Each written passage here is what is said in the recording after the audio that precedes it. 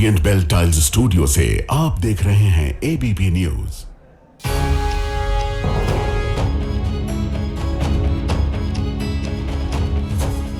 नमस्कार, मैं हूं प्रतिमा मिश्रा। सबसे पहले भारत की बात देखने वाले तमाम दर्शकों को शिक्षक दिवस की बहुत सारी शुभकामनाएं। हम अपने दर्शकों को ही अपना सबसे बड़ा शिक्षक मानते हैं, क्योंकि वही हमें सिखाते हैं कि सच्ची और निष्पक्ष खबरें हों तो उन्हें पूरा देश देखता है। तो इसी कोशिश पर आगे बढ़ते हुए दिन की हर बड़ी खबर के साथ आइए शुरू करते हैं भारत की बात। शुरुआत उन खबरों से जिन पर विस्तार से करेंगे चर्चा। आज हम आपको सत्ता का धमकी संवाद दिखाएंगे कैसे महाराष्ट्र के डिप्टी सीएम अजीत पवार ने एक महिला आईपीएस अधिकारी को एक्शन की धमकी दी। महिला आईपीएस ने धमकी के बदले कैसे डिप्टी सीएम को सहनशीलता की सीख दी, ये भी बताएंगे। मध्य प्रदेश के भिंड में विधायक और कलेक्टर के बीच खाद को लेकर हुआ विवाद भी चर्चा का विषय बना हुआ है। इस विवाद का तलवार वाला चैप्टर क्या है, वो भी हम आपको दिखाने जा रहे हैं। हमारी तीसरी खबर यूपी के अखिल भारतीय पॉलिटिकल विवाद की होगी। कैसे यहां राजभर वर्सेस एबीवीपी की लड़ाई पीडीए तक आ गई है, हम आपको बताने वाले हैं। और हर दिन की तरह रात 8:30 बजे आप मेरे साथ देखेंगे स्पेशल रिपोर्ट सबसे बड़ा ग्रहण। तो आइए शुरुआत करते हैं और सबसे पहले बात सत्ता के धमकी संवाद की करेंगे। इस संवाद के केंद्र में महाराष्ट्र के उप मुख्यमंत्री अजीत पवार और महिला आईपीएस अधिकारी अंजना कृष्णा के बीच हुई बहस है। इस बहस का वीडियो सोशल मीडिया पर काफी वायरल है, शायद आपने इसे देखा और सुना भी हो। मामला महाराष्ट्र के सोलापुर जिले का है, लेकिन इसकी आज पूरे देश भर में चर्चा है। आईपीएस अंजना कृष्णा सोलापुर के करमाला में डीएसपी के पद पर तैनात है। वीडियो में अंजना कृष्णा डिप्टी सीएम अजीत पवार से फोन पर बात करती नजर आ रही है। आसपास कुछ गांव वाले और एनसीपी अजीत गुट के कार्यकर्ता उन्हें घेर कर खड़े हैं। करीब 1.5 मिनट तक महिला अधिकारी और डिप्टी सीएम के बीच फोन पर बातचीत होती है, लेकिन बातचीत के जिस हिस्से में अजीत पवार महिला अधिकारी को एक्शन की धमकी देते हैं, वो विवाद का विषय बन जाती है। पहले आपको 1.5 मिनट की वो बातचीत सुनवाते हैं, इसके बाद खबर को विस्तार देंगे। उनको मदद करने का ही काम है सर। मिनिस्टर आपके साथ बोल रहा हूँ।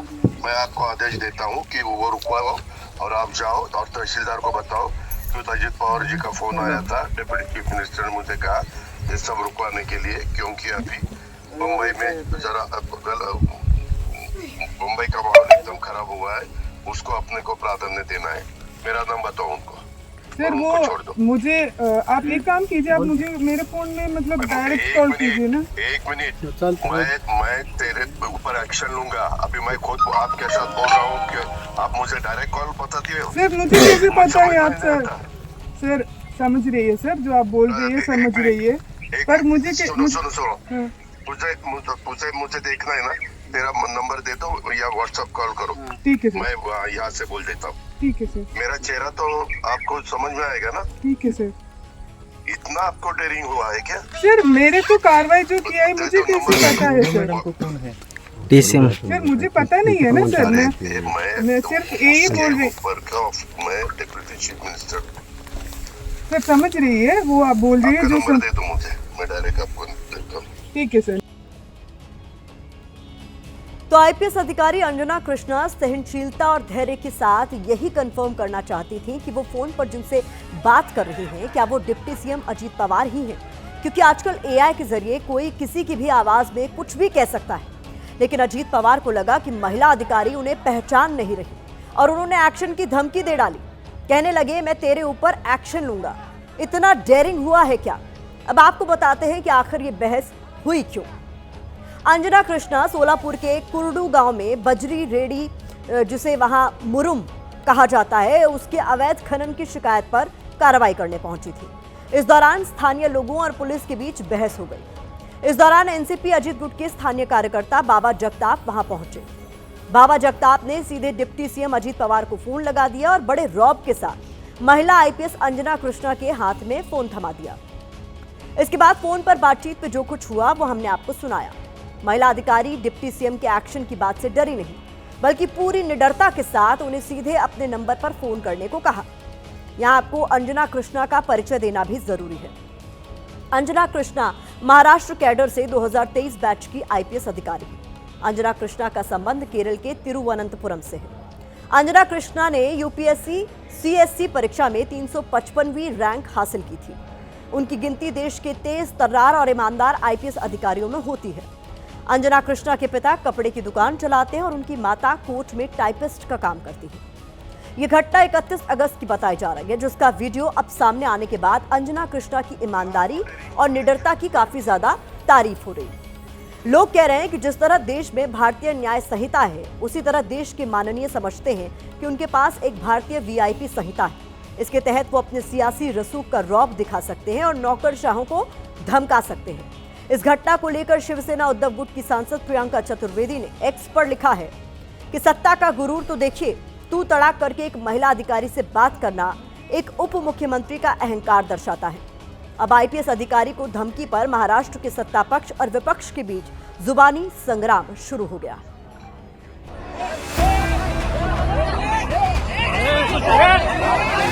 मैं तेरे ऊपर एक्शन लूंगा। दादा की आवाज़ ही वैसी है। नॉर्मल कोर्स में हर एक का एक आवाज़ रहता है और वह डांट दे रहे लोगों की समस्या जो है उसके बारे में अधिकारी ने ध्यान देना चाहिए, इतने वो बोल रहे हैं। इतना आपको डेयरिंग हुआ है क्या? आप डिप्टी सीएम हैं अवैध खनन रोकने के लिए, आप डिप्टी सीएम हैं भ्रष्टाचार को बंद करने के लिए, लेकिन किसी डीवाईएसपी किसी आईपीएस अधिकारी को धमकाने के लिए आप डिप्टी सीएम नहीं बने। ये दुर्भाग्यपूर्ण है कि जिस प्रकार से उस वीडियो से खिलवाड़ करके आधा वीडियो दिखाया जा रहा है और जानबूझकर माननीय अजीत दादा पवार साहब की छवि को दुमल करने का काम कुछ चैनल्स कर रहे हैं। अजीत पवार जी एक बहुत ही स्ट्रांग लीडर है और मैंने जो बोला है वो ठीक नहीं है, ऐसा उन्होंने बताया है और वो कोई विवाद का मुद्दा नहीं है। उनके सहयोगी दल और भारतीय जनता पार्टी के लोग सिर्फ राजशाही को मानते हैं, उनसे उनके मुंह से निकली हुई चीज को हुक्म मानते हैं और देश में संविधान तंत्र को लागू होना चाहिए, भाजपा का तंत्र लागू नहीं होना चाहिए। तो अजीत पवार की वीडियो पर उनकी पार्टी ही एक मत नहीं है। पार्टी अध्यक्ष कह रहे हैं कि अजीत दादा के बोलने का लहजा ही यही है, तो पार्टी के प्रवक्ता कह रहे हैं कि वीडियो एडिट किया गया है। लेकिन सवाल यहाँ ये है कि क्या एक डिप्टी सीएम का इस तरह एक महिला आईपीएस अधिकारी को धमकाना कहीं से भी जायज है? अब इस पर अजीत पवार की सफाई आई है। उन्होंने एक्स पर लिखा है कि सोलापुर में पुलिस अधिकारियों के साथ मेरी बातचीत से संबंधित कुछ वीडियो प्रसारित हो रहा है, जिनकी ओर मेरा ध्यान आकर्षित किया गया है। मैं स्पष्ट रूप से कहना चाहता हूं कि मेरा मकसद कानूनी कार्रवाई में दखल करना नहीं था, बल्कि ये सुनिश्चित करना था कि जमीनी स्तर पर स्थिति शांत रहे और आगे न बिगड़े। मैं अपने पुलिस बल और उसके अधिकारियों, जिनमें महिला अधिकारी भी शामिल हैं, जो विशिष्टता और साहस के साथ सेवा करती हैं, उनका बहुत सम्मान करता हूं। कानून से शासन को सर्वोपरि मानता हूं। मैं पारदर्शी शासन के लिए और ये सुनिश्चित करने के लिए पूरी तरह प्रतिबद्ध हूं कि रेत खनन समेत हर अवैध गतिविधि से कानून के मुताबिक सख्ती से निपटा जाए। इस घटना के संदर्भ में हमने सरकारी अधिकारियों के साथ सिस्टम कैसे काम करता है, इसका एक चार्ट आपके लिए तैयार किया। सरकारी अधिकारियों को लेकर आम धारणा होती है कि वो ईमानदारी से काम नहीं करते, लेकिन जब काम करते हैं तो हमारे नेता उन पर इस तरह दबाव डालते हैं। सरकारी अधिकारियों को लेकर माना जाता है कि वो सत्ता के अधीन होकर काम करते हैं, लेकिन जब वो स्वतंत्र और निर्भीक होकर काम करते हैं तो सत्ताधीश उन्हें अपने पद का रौब दिखाते हैं। सरकारी अधिकारियों को लेकर यह भी कहा जाता है कि वो जनता की नहीं सुनते, लेकिन जब वो जनता की शिकायत पर एक्शन लेते हैं तो जनप्रतिनिधि उन्हें धमकी देकर रोक देते हैं। सत्ता और अफसरशाही के बीच ऐसा ही टकराव मध्य प्रदेश के भिंड में भी चल रहा है।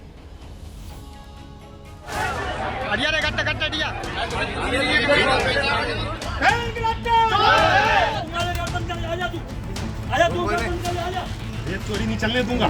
तू रेत चोर से सबसे बड़ा चोर है। औकात वाला औकात और को दिखाइए। औकात और किसी को दिखाना। भिंड में विधायक वर्सेस कलेक्टर विवाद की शुरुआत खाद की लाइनों के साथ हुई थी। जिले में किसानों को खाद नहीं मिल रही थी। इसको लेकर कुछ दिन पहले बीजेपी विधायक नरेंद्र सिंह कुशवाहा कलेक्टर आवास पर पहुंचे, जहां दोनों के बीच कहासुनी और तनातनी हो गई, जिसका वीडियो सोशल मीडिया में वायरल भी हुआ। औकात और किसी को दिखाना। आ गई समझ में? मत बोलना। बातों से कम हो जाएगा, ज्यादा मत बोलो।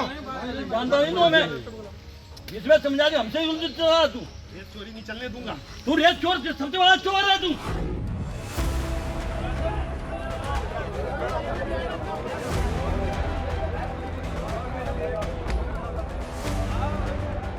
इसके बाद विधायक ने कलेक्टर संजीव श्रीवास्तव के आवास के बाहर धरना दिया। हालांकि पार्टी के वरिष्ठ नेताओं की तरफ से दबाव पड़ने के बाद विधायक ने धरना खत्म कर दिया। लेकिन अब ये मामला किसान संघ वर्सेस क्षत्रिय महासभा हो गया है। इनको हम बताएंगे विधायक क्या होता है, इनको हम बता देंगे। भारतीय किसान संघ टिकैत कलेक्टर हटाओ भीड़ बचाओ के नारे के साथ धरने पर उतर आया है, तो क्षत्रिय महासभा कलेक्टर का सम्मान कर रही है। महासभा ने कलेक्टर को तलवार और पगड़ी भेंट कर उन्हें समर्थन देने की बात कही है। मोहन यादव का कहना है कि हमने पर्याप्त मात्रा में खाद भेजा है, लेकिन जिले में खाद नहीं बट रहा है, क्योंकि खाद को कलेक्टर भिंड ने ब्लैक में बेच दिया है। भिंड जिले की जनता को कलेक्टर संजीव श्रीवास्तव से कोई शिकायत नहीं। उनके सारे कार्यक्रम जनहित में हैं। छोटी मोटी समस्याएं उनका समय आने पर किया जाएगा। साफ है, दोनों तरफ से अपने अपने पद की पावर दिखाई जा रही है। कलेक्टर खुद को कम नहीं समझ रहे, विधायक सोच रहे हैं कि एक अधिकारी की उनके सामने हैसियत ही क्या है। लेकिन इस लड़ाई में नुकसान उस किसान का हो रहा है जो खाद के लिए लाइन में लगकर खड़ा है। तो सत्ता और अफसरशाही के बीच टकराव नई बात नहीं है, क्योंकि सत्ता में बैठे लोग खुद को अफसरों का आका समझते हैं, लेकिन वो ये भूल जाते हैं कि अफसर ही सरकार की नीतियों और कार्यों को जमीन पर उतारने का काम करते हैं। हालांकि अफसरों की तरफ से किए गए काम का श्रेय माननीय ही लूट कर ले जाते हैं, लेकिन जो अधिकारी ईमानदारी, मेहनत और लगन से अपना काम करता है वो लाखों की भीड़ में भी अपनी अलग छाप छोड़ जाता है। जैसे अमृतसर की डिप्टी कमिश्नर साक्षी साहनी के जज्बे की इन दिनों काफी ज्यादा तारीफ हो रही है। साक्षी के कई वीडियो सोशल मीडिया में वायरल हो रहे हैं। साक्षी पंजाब के बाढ़ पीड़ितों की मदद के लिए खुद ग्राउंड पर उतरी है। वो बाढ़ के बीच से होकर पीड़ितों के बीच पहुंच रही हैं, आपदा प्रभावितों को राहत सामग्री बांट रही हैं और गले लगाकर संकट की इस घड़ी में उन्हें अपनेपन का एहसास करा रही है। कुछ पता नहीं, सत्ता में बैठे कुछ लोगों को साक्षी साहनी की यह कोशिश भी आंखों में चुभने लगे। वो इस बात से खफा हो जाएं कि साक्षी ने आपदा पीड़ितों की मदद करके जनता से मिलने वाले उनके हिस्से की हमदर्दी भी छीन ली। फिलहाल साक्षी को किसी बात की परवाह नहीं है। वो गांव-गांव जा रही हैं, घूम रही हैं, लोगों की मदद कर रही हैं और लोग भी उनके प्रयास की सराहना कर रहे हैं। यहाँ आपको बता दें कि साक्षी साहनी 2014 बैच की IAS अधिकारी हैं। पंजाब की रहने वाली साक्षी पंजाब कैडर से ही अधिकारी बनी है। आज अंजना कृष्णा के साथ साक्षी साहनी की बात करना इसलिए भी जरूरी है क्योंकि कल को कोई और नेता या माननीय किसी अधिकारी पर सवाल उठाए या उसे धमकाए तो एक बार इन दोनों महिला अधिकारियों के बारे में सोच ले, जो ईमानदारी और मेहनत की मजबूत मिसाल है। अब वक्त इस खबर पर सोशल मीडिया के ओपिनियन का है, तो बता दें सोशल मीडिया पर यूजर्स क्या कुछ लिख रहे हैं। यूजर्स लिख रहे हैं कि महिला का सम्मान नहीं कर सकते तो कुर्सी छोड़ क्यों नहीं देते अजीत पवार जी। IPS अफसर ने शानदार काम किया है और धैर्य से मामले को डील किया है। यह दिखाता है कैसे सत्ता अपने हिसाब से कानून को मोड़ने की कोशिश करती है। तो ये इस खबर पर सोशल मीडिया का नजरिया है। अब अपनी दूसरी खबर का रुख करते हैं। बात यूपी में जारी अखिल भारतीय पॉलिटिकल विवाद की कर लेते हैं, जो राजभर वर्सेस ABVP के बाद अब PDA वाली राजनीतिक तक जा पहुंचा है। CM योगी आदित्यनाथ के मंत्री ओम प्रकाश राजभर के खिलाफ ABVP कार्यकर्ता प्रदेश भर में सड़कों पर उतरे हुए हैं। राजभर के पुतले फूके जा रहे हैं, उनके खिलाफ नारेबाजी की जा रही। आज भी ABVP कार्यकर्ताओं ने मशाल जुलूस निकाला। बाराबंकी की रामस्वरूप यूनिवर्सिटी के VC और राजभर के खिलाफ नारेबाजी की। ABVP कार्यकर्ताओं को ओम प्रकाश राजभर ने गुंडा कहा था, जिसके बाद से ABVP कार्यकर्ता उनके खिलाफ हर रोज प्रदर्शन कर रहे हैं। अब इस लड़ाई में एक नया ट्विस्ट आ गया और ये ट्विस्ट खुद राजभर के दोनों बेटे लेकर आए, जिन्होंने PDA का जिक्र करते हुए एक सियासी साजिश की तरफ इशारा किया है। यानी जो लड़ाई अभी तक राजभर और ABVP के बीच थी उसमें PDA की एंट्री हो गई है। अपने खिलाफ हो रहे प्रदर्शनों पर OP राजभर ने तो खामोशी की चादर ओढ़ी हुई है, लेकिन उनके बड़े बेटे अरविंद राजभर ने कहा है कि विपक्ष के लोग ABVP कार्यकर्ताओं के बीच घुसकर ये प्रदर्शन कर रहे हैं। समाजवादी पार्टी NDA में दरार डालने की कोशिश कर रही है। NDA के साथ जो पिछड़ा, दलित और अल्पसंख्यक हैं उस पर भी विपक्ष की नजर है। इसी तरह छोटे बेटे अरुण राजभर ने कहा है कि उनके पिता अति पिछड़ा वर्ग से हैं, इसलिए उनके साथ इस तरह का व्यवहार हो रहा है, जो कि ठीक नहीं है।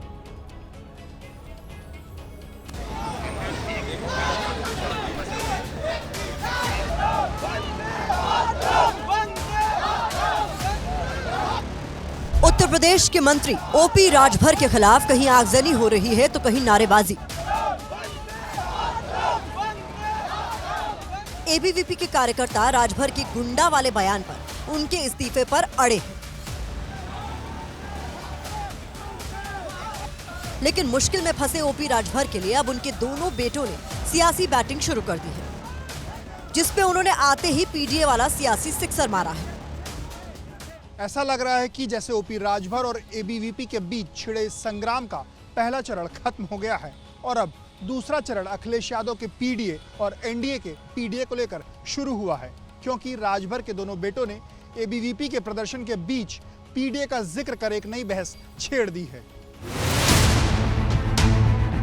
ओपी राजभर गुंडा वाले बयान के बाद भले ही चुप हों, लेकिन उनके बड़े बेटे अरविंद राजभर से जब एबीपी न्यूज ने सवाल पूछा तो उन्होंने इस विरोध प्रदर्शन के पीछे समाजवादी पार्टी की साजिश की तरफ इशारा किया। कहा कि एनडीए के पास पीडीए का जो वोट आता है उसमें भी सेंधमारी की कोशिश हो रही है।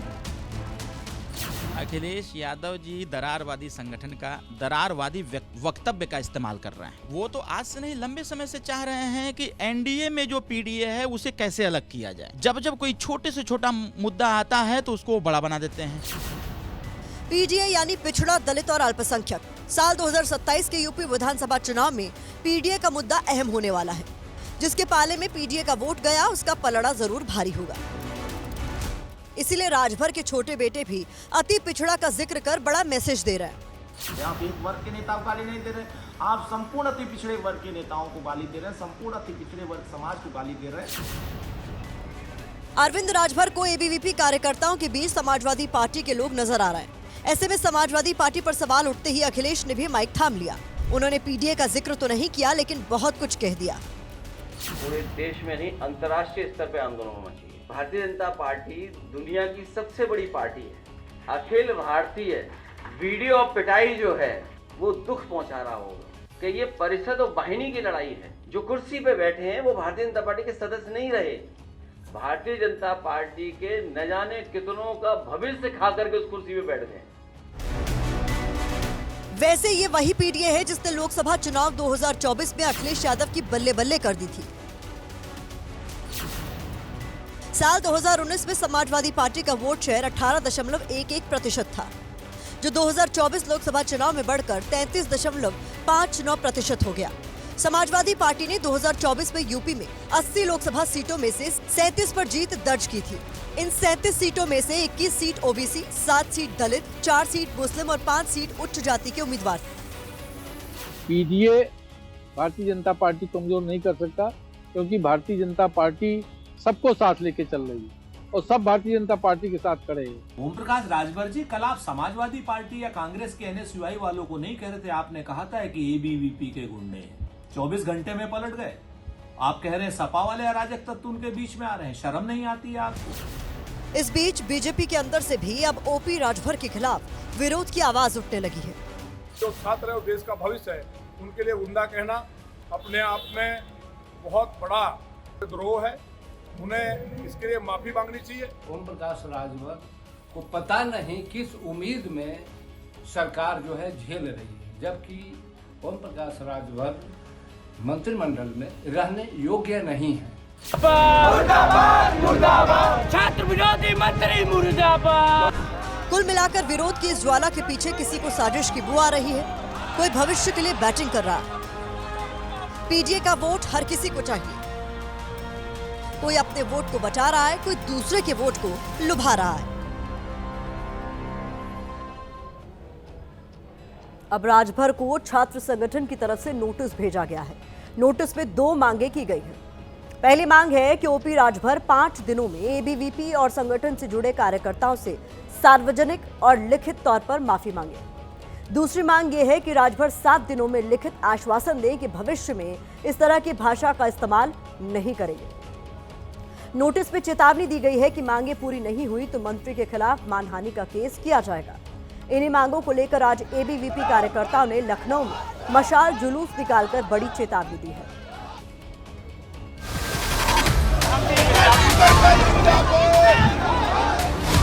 सफर को मीलों में मत बांटिए और ये धधकता हुआ ज्वाला समंदर जाति धर्म और वर्गों में मत बांटिए। इस हिसाब से छात्र को मारा जाता, अधमरा कर दिया जाता, उसके बाद इनके मंत्री माननीय यूपी राज्य जी का इतना गंदा बयान आतंकवादियों से छात्रों की तुलना करते। ये मसाल जुलूस एक सांकेतिक प्रदर्शन था। अगर हमारी वो मांगे नहीं मानी जाती हैं तो ये मसाल जुलूस आज जो केवल 100-150 की संख्या में निकला था, वो अगले 2 से 3 दिन में हजारों 2-2 हजार की संख्या में निकलेगा। वो अखिल भारतीय विद्यार्थी परिषद के ऊपर टीका टिप्पणी करना छोड़ दें। वो जहां जिस दायरे में है वो वहां पे कार्य करें। अभी तक कोई कार्रवाई नहीं हुई है। कार्रवाई न होना सबसे बड़ी सरकार का एक प्रकार से निष्क्रिय बताता है कि सरकार अभी एक्टिव नहीं है।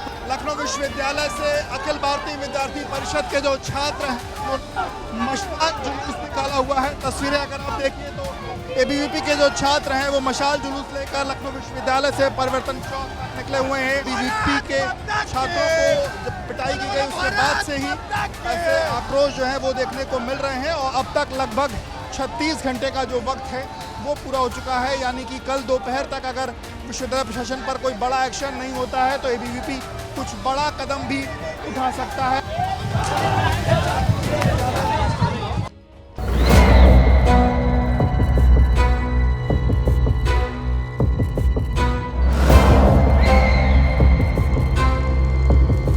ये ग्रहण बहुत ही अशुभ है। इस ग्रहण के लिए आपको उपाय करने पड़ेंगे। इतनी आसानी से इससे निजात नहीं मिलेगी। तो भारत इस समय एक संक्रमण काल की स्थिति में गुजर रहा है। चंद्रमा की दशा समाप्त हो रही है, मंगल की दशा शुरू हो रही है।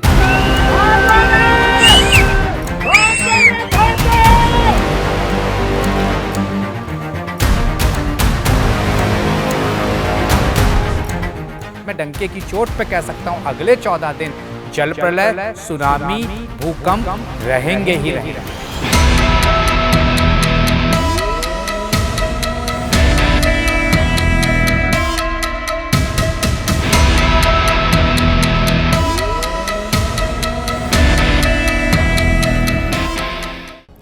देश के तमाम ज्योतिष साल के इस आखिरी चंद्र ग्रहण के साथ अशुभ समय शुरू होने का दावा कर रहे हैं।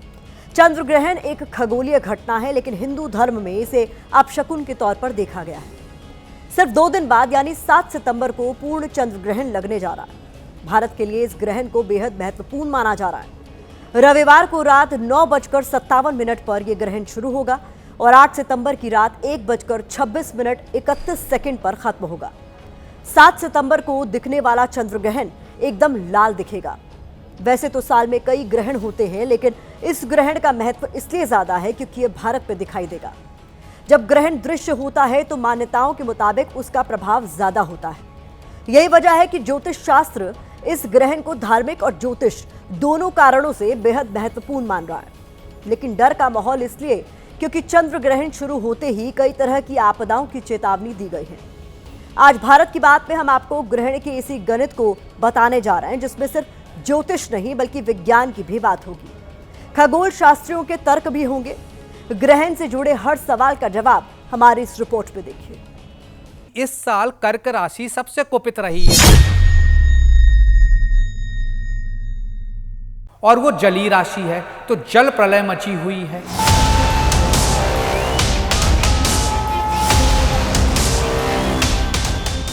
उत्तराखंड के धराली में मची भीषण तबाही के घाव अब तक भरे नहीं हैं।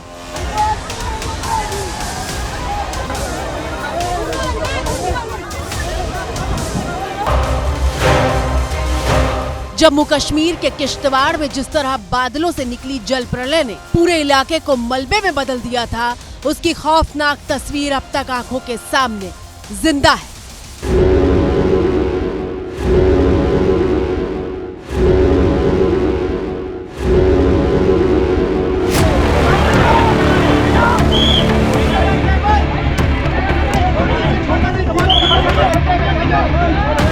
लेकिन क्या हिमाचल प्रदेश से लेकर जम्मू कश्मीर तक मचे कोहराम से बड़ी त्रासदी दस्तक देने वाली है?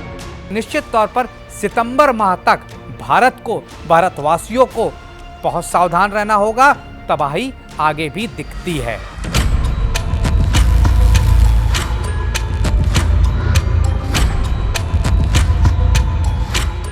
क्या 7 सितंबर को चंद्र ग्रहण अपने साथ किसी अनहोनी को लेकर आ रहा है। एक शब्द में अपनी बात अगर मैं करूं, ये ग्रहण क्या है? रियलिटी चेक है। आप इल्यूजन में नहीं जी सकते।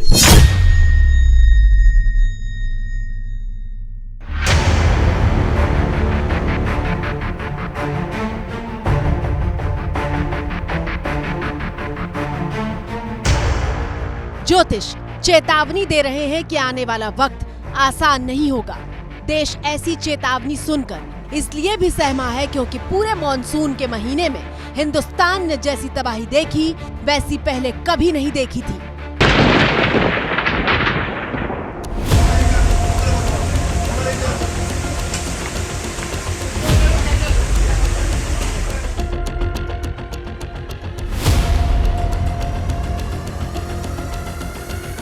बाहर आ जाओ, बाहर आ जाओ भैया, बाहर निकलो। माता वैष्णो देवी के दरबार में पूरा पहाड़ ढह गया। 34 श्रद्धालुओं की मौत हो गई और कोरोना काल के बाद ये पहली बार है जब माता के दरबार तक भक्तों के पहुंचने पर रोक लगी है।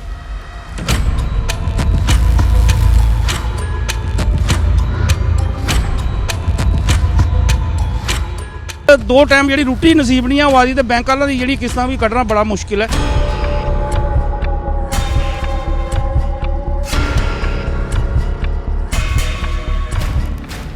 हिमाचल प्रदेश में ब्यास ने तांडव तो पहले भी मचाया था, लेकिन इस बार घाव इतने गहरे हैं जिसने आम लोगों से लेकर पर्यटन पर चोट करके राज्य की पूरी अर्थव्यवस्था को ही चरमरा दिया है।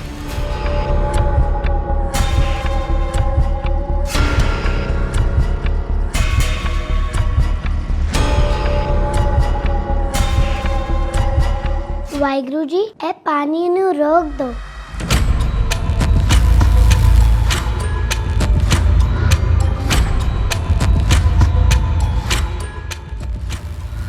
पंजाब ने तो ऐसी बाढ़ कभी देखी ही नहीं थी।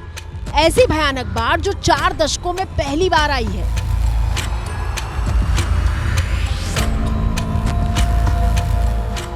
मतलब एक पीढ़ी गुजर गई जिसने पंजाब में अपनी आंखों से ऐसी तबाही नहीं देखी थी। पहले हमारे जो बाप दादे थे उन्होंने 88 में देखी है, अब हम भी देख रहे हैं, नुकसान बहुत ज़्यादा हो रहा है। और अब ज्योतिष कह रहे हैं कि ये तबाही और विकराल होगी। चंद्र ग्रहण के बाद भारी बारिश के कारण तबाही बढ़ेगी। आपने देखा उत्तराखंड की त्रासदी जो असम में हो रहा है इस समय, और जो पंजाब में जल्दी नहीं होता था वो हो रहा है, और अब तो दिल्ली भी डूब रही है।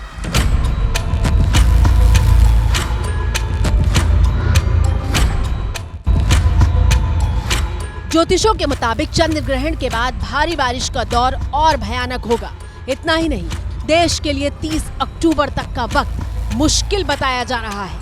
आने वाला समय भारत के लिए 30 अक्टूबर तक निश्चित परेशानियों भरा रहेगा। इस दौरान जल प्रलय, भारी बारिश से प्रलय रहेगी। तो लोगों को पहाड़, इस तरह की पानी वाली चीज़ों से दूर रहना चाहिए और ओम नमः शिवाय का पाठ, शिव जी की पूजा, क्योंकि उन्होंने चंद्रमा को सिरोधार किया हुआ है, अपने सर पे धारण किया हुआ है, गंगा उनके केशों से निकल रही हैं, तो सिर्फ वही कंट्रोल कर सकते हैं, इसलिए शिव की पूजा करते रहिए। वाराणसी में मां गंगा की दोनों वक्त की आरती दशकों से चली आ रही एक धार्मिक परंपरा है, लेकिन 34 साल में ये 5वीं बार होगा जब ग्रहण की वजह से मां गंगा की आरती दोपहर में ही कर ली जाएगी।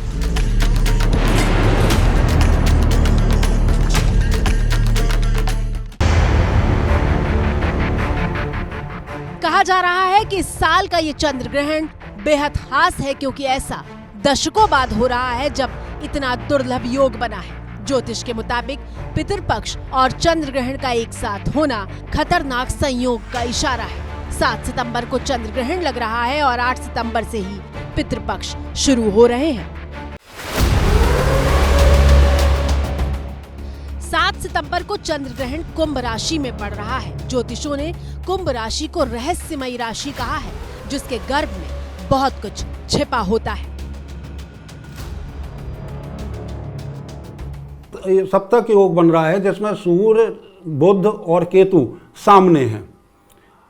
कुंभ राशि को वैसे भी एक मिस्टिकल राशि कहा जाता है, रहस्यमयी राशि है। कुंभ घड़ा, जैसे भी इलाहाबाद में, प्रयागराज में कुंभ का मेला लगा। कुंभ प्रदर्शित करता है अंदर बहुत कुछ है, अंदर बहुत कुछ है, वो बाहर निकलना है। अमृत भी हो सकता है, उसमें विष भी हो सकता है, तो ये एक संघर्ष का समय होता है। ज्योतिषों की ऐसी भविष्यवाणियों के बाद ही सवाल पूछा जा रहा है कि इस बार के चंद्र ग्रहण के बाद अमृत निकलेगा या फिर विष पीना पड़ेगा। कर्क राशि, सिंह राशि, कुंभ राशि, ये 3 के लिए ग्रहण बहुत ही ज्यादा नुकसान भरा है। क्यों? क्योंकि चंद्रमा को ग्रहण लग रहा है और कर्क राशि चंद्रमा की है। सिंह में सूर्य राहु का जमावड़ा, निश्चित तौर पर स्थितियां खराब, राहु चंद्र आमने सामने, और राहु चंद्र कुंभ राशि में निश्चित तौर पर स्थितियां खराब। कुंभ राशि के लिए स्थितियां और खराब क्योंकि शनि की 7.5 भी आप पर लगी हुई है, तो करेला वो भी नीम चढ़ा। तो निश्चित तौर पर इन राशियों को बहुत सावधान रहना होगा।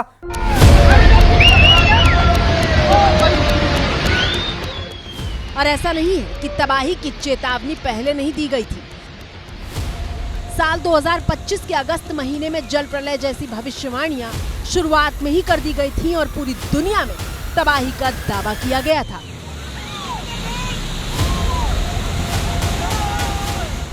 मैंने तमाम बार ये बोला है, अप्रैल से लेके अगस्त सितंबर तक का समय देश दुनिया के लिए बेहद खराब है। इसी दौरान भारत का युद्ध हुआ, इसी दौरान इजराइल इराक का हुआ, और इसी दौरान भारत में भी आप देख रहे हैं किस तरह से कोहराम मचा हुआ है, कोई भी डिसीजन नहीं हो पा रहा है। उसी के साथ साथ जल प्रलय भी मची हुई है। और वाकई इजराइल से लेकर ईरान और भारत और पाकिस्तान के बीच टकराव भी देखा गया।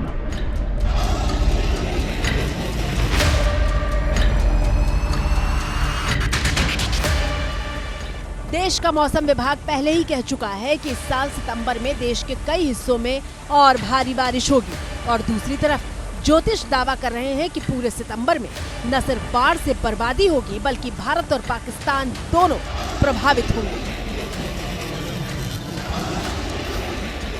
सितंबर का महीना बाढ़ नहीं देखी जाती थी, लेकिन इस साल 2025 में, जो कि मंगल का साल है, तांडवकारी साल है, इस दौरान बाढ़ बढ़ेगी, तमाम जनहानि हो सकती है। सरकार को इस माध्यम से भी मैं कहना चाहूँगा, ज़्यादा से ज़्यादा सुरक्षा प्रबंधन बेहतर होने चाहिए। आने वाला पूरा सितंबर बाढ़ के संकेत, जिसमें भारत और पाकिस्तान बुरी तरह से प्रभावित होने जा रहे हैं। भारत में बड़ी जनहानि के संकेत दिखते हैं।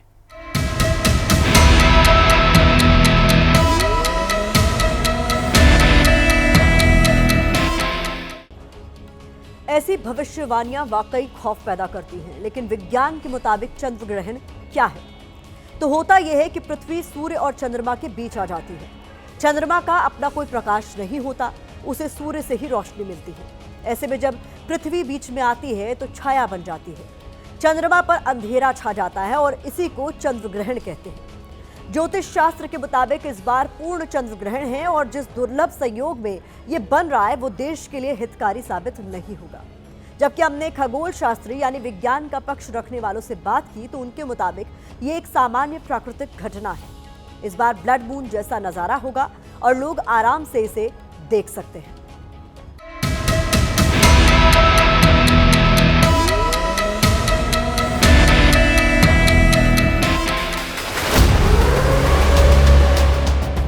ब्लड मून यानी इस बार चंद्र ग्रहण के वक्त चांद लाल चमकता हुआ दिखाई देगा। चंद्रमा का ग्रहण के दौरान हम देखेंगे कि उसका रंग जो है हमें लाल दिखाई देगा। जैसे एक तांबा नहीं होता, तांबे के बर्तन को जब आप मांझ देते हैं ना तो उसमें एक चमक होती है अलग किस्म की, तो कुछ उस तरीके से चंद्रमा हमें दिखेगा। तो ये एक बड़ा सुंदर नज़ारा होगा।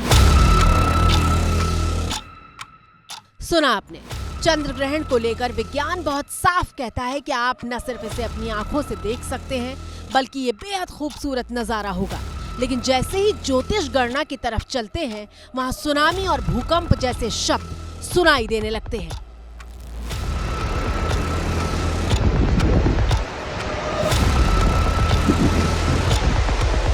चंद्रमा को लगने की वजह से सबसे ज्यादा सुनामी, भूकंप निश्चित तौर पर आते हैं और मैं डंके की चोट पे कह सकता हूं अगले 14 दिन जल प्रलय, सुनामी, भूकंप रहेंगे ही रहेंगे। 14 दिन की बात इसलिए की जा रही है क्योंकि 7 सितंबर को चंद्र ग्रहण लग रहा है और 7 सितंबर से ही पितृपक्ष शुरू हो रहे हैं।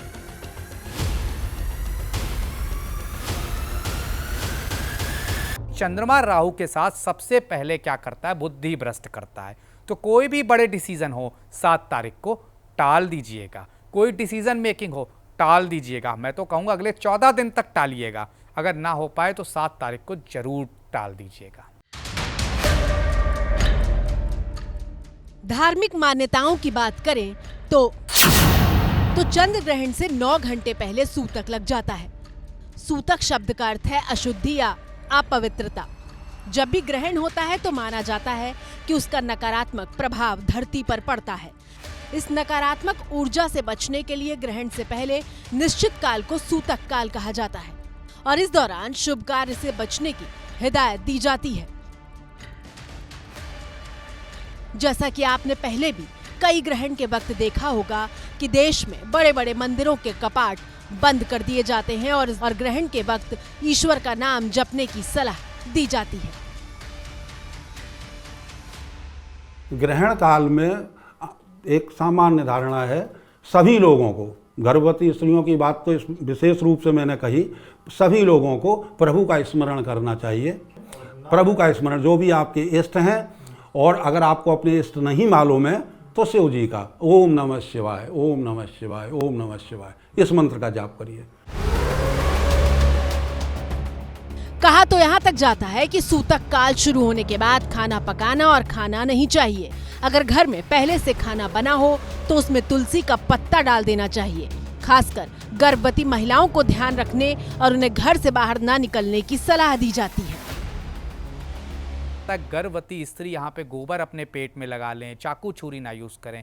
तो मैं गोबर लगाने को तो सही नहीं मानता, लेकिन चाकू छुरी को यूज ना करने का महत्व है क्योंकि स्त्रियों का मन बहुत चंचल होता है और स्त्रियां का खास तौर से चंद्रमा पर प्रभाव भी होता है।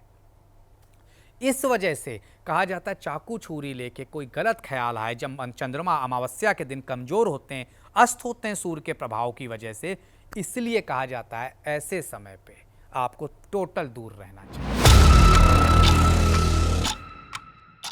लेकिन जब हमने इन मान्यताओं को लेकर खगोल शास्त्री से बात की तो उन्होंने साफ कहा कि ग्रहण के वक्त खाने के अशुद्ध हो जाने और गर्भवती महिलाओं को नुकसान जैसी बातों का कोई वैज्ञानिक आधार नहीं है। ग्रहण जो होते हैं, इक्लिप्सेस जो होते हैं, उनको एक अपशगुन के रूप में ही देखा जाता है सब जगह में, और उसके लिए ये कहा जाता है कि जो गर्भवती महिलाएं हैं वो बाहर ना निकलें, इसको ना देखें, आप खाना मत खाइए और खाना मत बनाइए। मंदिर के जो द्वार हैं आपने देखा होगा कि जिसको बोलते हैं सूतक लग जाता है, इस बार 9 घंटे पहले बंद हो जाएंगे। जब सूर्य ग्रहण होता है तो 12 घंटे पहले सूतक बोलते हैं कि लग जाता है। हालांकि इन चीज़ों का कोई वैज्ञानिक आधार नहीं है। लेकिन सवाल यह है कि ग्रहण को लेकर अपशकुन वाले किस्से और कहानियां प्रचलन में कैसे आए, तो इसके पीछे भी कहानी है। दरअसल गणनाओं और तथ्यों पर चलने वाला विज्ञान कहता है कि पुराने वक्त में जब ग्रहण होता था और अंधेरा छा जाता था तो लोग डर जाया करते थे, क्योंकि उन्हें इसके बारे में पता ही नहीं था कि आखिर ऐसा क्यों हो रहा है। उस वक्त खगोलीय गणना का विज्ञान नहीं था, वो नहीं जानते थे कि ये तो एक सामान्य प्रक्रिया है। और फिर इसी दौरान बहुत सारे किस्से और कहानियों ने जन्म लिया। ऐसा भी नहीं है कि ग्रहण के वक्त डर की ऐसी मान्यताएं सिर्फ हिंदुस्तान में ही थी। यूरोप से लेकर चीन तक ग्रहण को अपशकुन ही माना जाता था और इसका जिक्र शेक्सपियर भी अपने नाटकों में कर चुके हैं। बहुत सारे कवियों ने रेड मून को और लेखकों ने, यानी कि शेक्सपियर ने भी इसका जिक्र अपने 3 नाटकों में किया है। उसमें से शायद एक हैमलेट है, एक मैकबेथ है और एक किंग लियर। तो रेड मून, हालांकि उसने इसका जो रेफरेंस दिया है वो दिया है एक अपशगुन के रूप में कि ये जो है इससे एक अपशगुन होता है। हालांकि क्योंकि उस वक़्त शायद ये मान्यताएं ज़्यादा डोमिनेट कर रही थी, क्योंकि यूरोप में भी अगर हम देखें तो चर्च जो था वो बड़ा हावी था। शुरू हो जाए तो जब आपके पास साइंस की जानकारी नहीं थी तो एक डर जो है, डर का भाव पैदा होता है, और उसने बहुत सारी हमारे को मान्यताएं और परंपराओं को जन्म दे दिया कि ये समय सही नहीं है, अनऑस्पिशियस है, शुभ काम कार्य ना करें। लेकिन ऐसा कुछ है नहीं। दशकों बीत गए, देश विज्ञान की उड़ान भरने लगा, लेकिन ज्योतिष शास्त्र भी कहता है कि वो भी गणना से ही चलता है और गृह नक्षत्र की स्थितियों का विश्लेषण करके वो कुंडली के हिसाब से बताते हैं कि आने वाला वक्त कैसा होगा। साल तो ये सितंबर का महीना 9 का टाइम, तो ये जो समय बन रहा है ये कहीं से भी कोई गुड न्यूज़ लेकर नहीं आ रहा। दुख की बात है, बस इतना कहूंगी, भक्ति करें आप। इस बात में कोई शक नहीं है कि इस साल का चंद्र ग्रहण ऐसे वक्त पर हो रहा है जब दुनिया का वर्ल्ड ऑर्डर बिगड़ रहा है।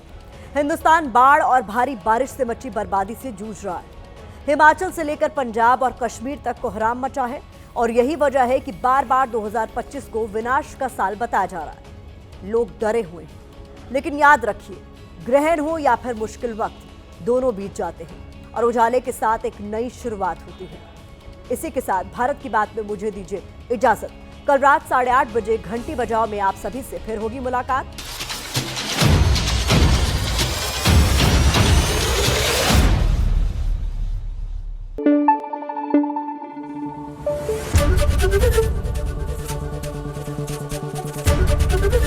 ABP न्यूज आपको रखे आगे।